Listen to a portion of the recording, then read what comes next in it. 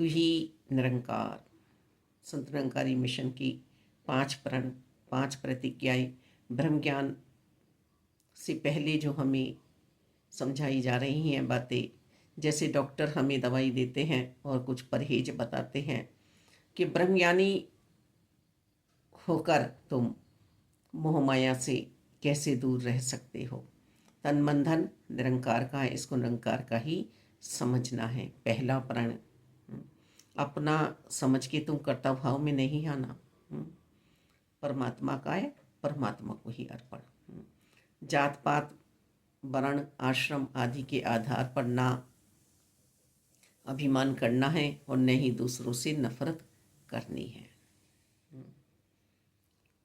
हम बटे हुए हैं ना, हिंदू मुस्लिम सिख ईसाई नहीं है, हम उसके अंदर भी बटे हुए हैं। तो यदि ऐसा हम करते हैं तो हम ब्रह्मज्ञानी संत महात्मा महापुरुष नहीं बन सकते। ये कोई उपाधि नहीं है कि किसी ने हमें महात्मा महापुरुष संत जी कह दिया, नहीं, ये पूरा जीवन है हमारा, चरित्र है हमारा।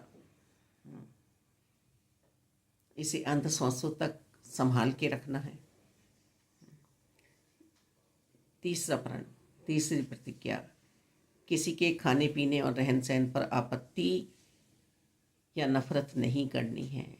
जगह जगह की अपनी प्रकृति के अपनी उपजाऊ है। कहीं चावल ज़्यादा खाया जा रहा है, कहीं गेहूँ ज़्यादा खाया जा रहा है, कहीं कुछ सब्जी उपलब्ध है, कहीं किस तरह की पहाड़ी दालें और होती हैं, यहाँ की दालें और होती हैं, और भी अन्य जो भी कुछ भी खा रहा है। हमें ध्यान देना है कि आत्मा निरंकार के साथ है, ब्रह्मज्ञानी है या नहीं है। हमें आत्मा का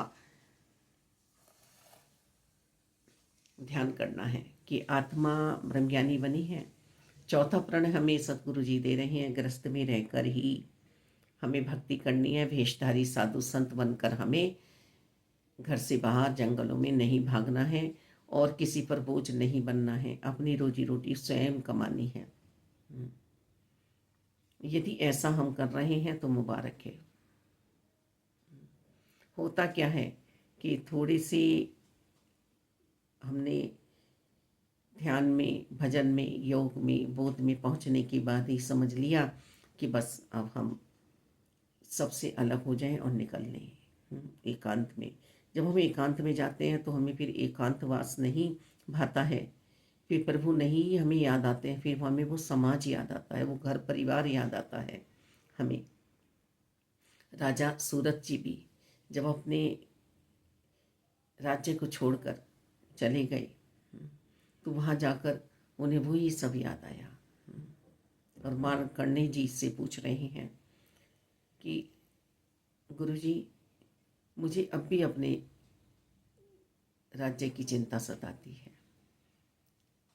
जो धन मैंने संचित किया था उसकी मुझे चिंता सताती है। ये है मोह। तो इसीलिए चौथा प्रण हमें अनिवार्य बताया गया है जीवन में कि गृहस्थ में रहकर ही कर्तव्य और फर्ज पूरे करने हैं, अधिकार नहीं जताने हैं। अधिकारों की वजह से ही लड़ाइयाँ हैं।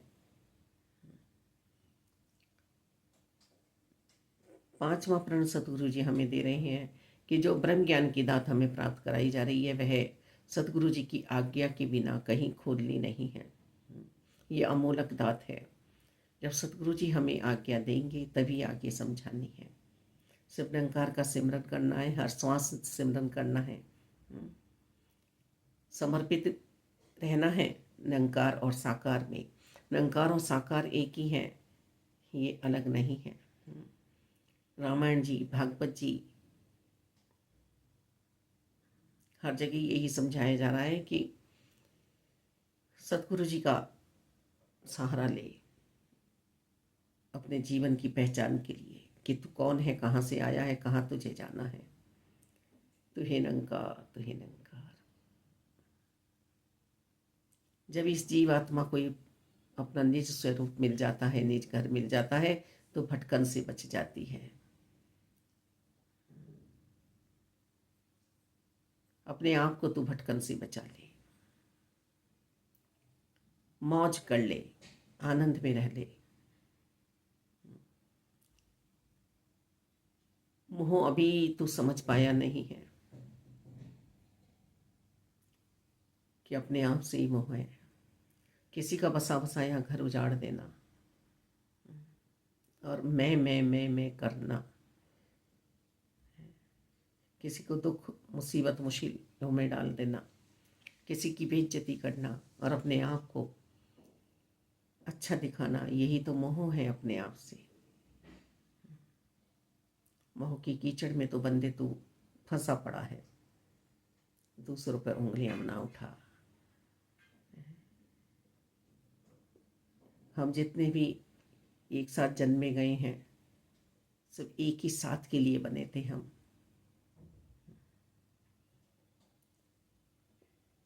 औरों से चिपटना, औरों की तारीफें करना, अपनों को निरादर से देखना और निरादर करना, हर दिनचर्या को उनकी बुरा बताना, उनके संस्कारों को बुरा बताना, ये भी एक तरह का अपने आप से मोह है कि सब मुझे ही अच्छा कहें।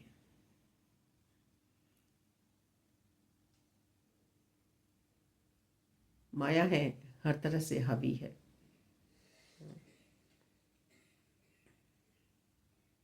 हमें बहुत संभाल देनी है अपने जीवन में कि किस तरह से मुझे अपने माता पिता का, सदगुरु जी का, गुरुजनों का आदर करना है। बस इनका आदर करना आ जाए, सबका आदर करना आ जाएगा। धन्यवाद।